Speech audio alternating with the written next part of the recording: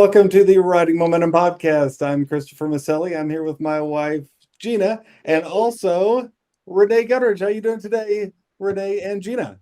Doing Hello. good. We're doing good. I'm Yep. waving at the camera, even though I realize that we're also doing this on podcast. So Yes, yes. This is, there we go. You got Gena beside me now. There we go. Well, today we're going to do something kind of cool for this podcast because we regularly get questions from people who say, hey, we want to know about this or that with writing or publishing or branding or um, uh, what's the last one? selling and marketing Selling your and book. marketing your book. And so what we did is we went out today on Twitter and we found some Twitter questions that people have asked. And these questions are not things we've talked about yet. We just thought we're going to come out straight and ask them and just see what everyone's raw answer is to these writing Q&As that are on Twitter. How does that sound? Sounds like Scary? a little scary. I don't know what the questions are. You gotta always be able to say, I don't know. That's Yeah, a that's very true. healthy character trait. So That's true. I don't know is okay to say. All right. absolutely. So here we go. The first question is from Anna Mae Wright. She says, hi, for those who are write in multiple genres, do you recommend only querying one genre at a time? So she's talking about like if she wants to send a query about a book into an agent or to an editor, should she just query one genre, I guess one book at a time? What do y'all think? Hmm. Don't everyone jump in at once. Well, so of course, I write, well, I shouldn't say of course, as if everybody knows my writing history. Okay, let me start over. I write multiple genre in fiction. So I've written probably five different genres in my 20-year writing career. It's tricky. So I would say you need a plan. You certainly don't want to be sending multiple genres to one publisher, and you don't necessarily want to scare your agent into, because the first thing an agent will tell you is whatever you do, don't write in multiple genres. Now, that's pretty good advice generally, but if you are the kind of writer like me who needed to write in multiple genres, I wrote comedy, I write suspense, that's a conversation you want to have with your agent. And you need to say up front, look, I'm a multi-genre writer. And let's come up with a plan. My agent and I did come up with a plan to do that. And it was tricky. I always describe it like I was dating multiple people at the same time and trying to keep everybody happy. And that's a conversation for another time and how we did that. But it is tricky. It splits your readership. So, understanding that and being able to talk intelligently about that with the people that you're going to go into business with is a good idea. Yeah, I think if you're querying an agent or an editor, first I would try to figure out what kinds of things they represent. And if they don't represent both the genres that you're querying with, I would just query with the one, right? Not with both, because why waste your time on something that they might not even be interested in representing or publishing?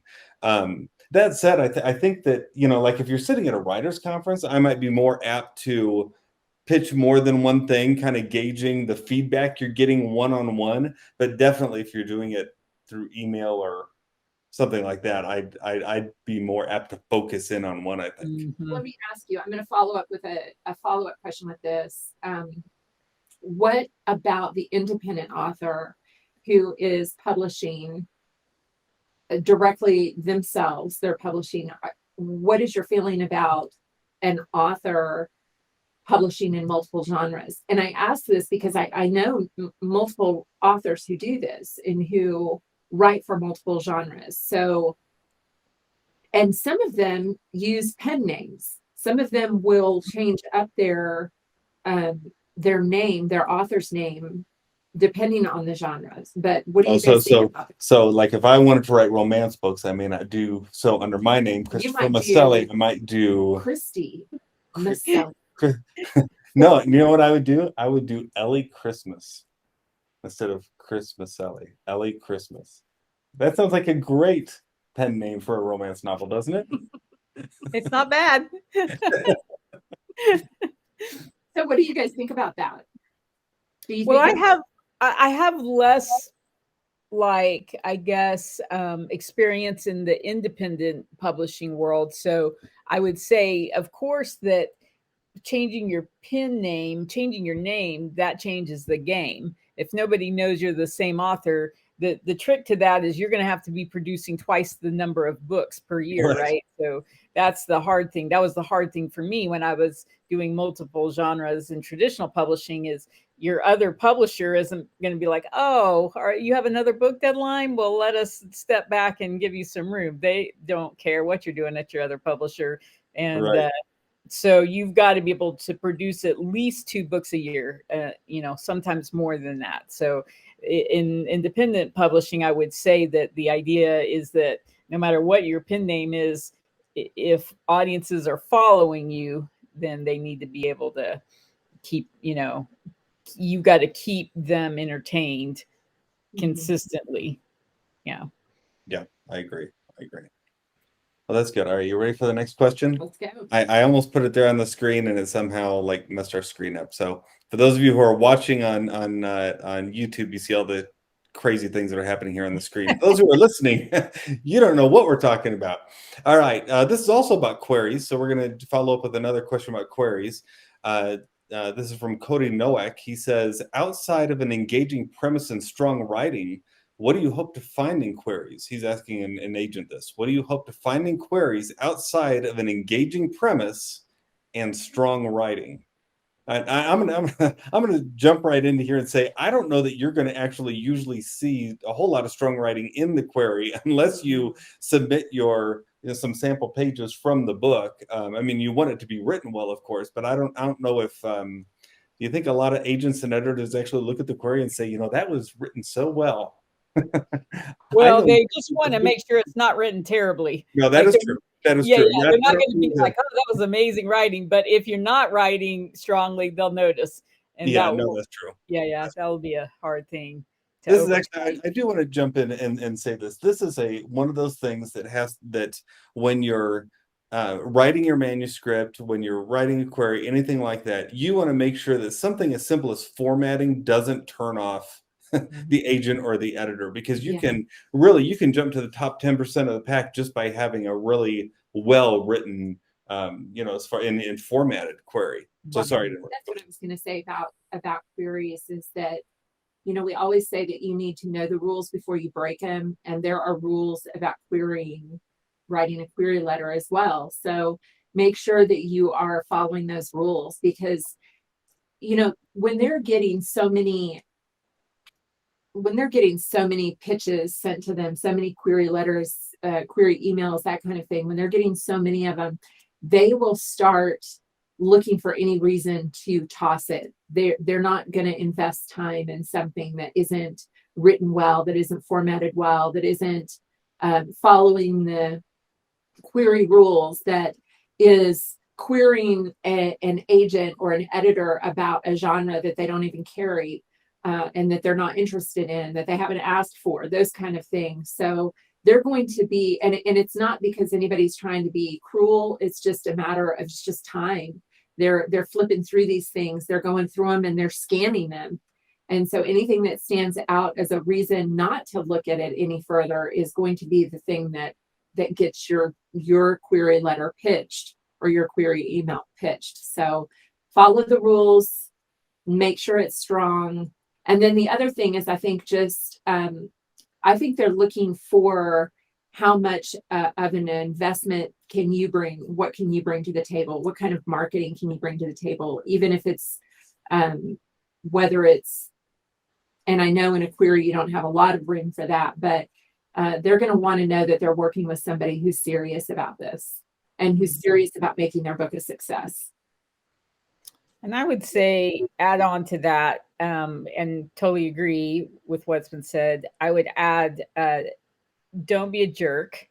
And you can't imagine the number of jerky type queries agents and editors get. Like, you're an idiot if you pass this up, or or even complete lies. I've had multi-million-dollar offers on this, but I feel like this is supposed to go to you.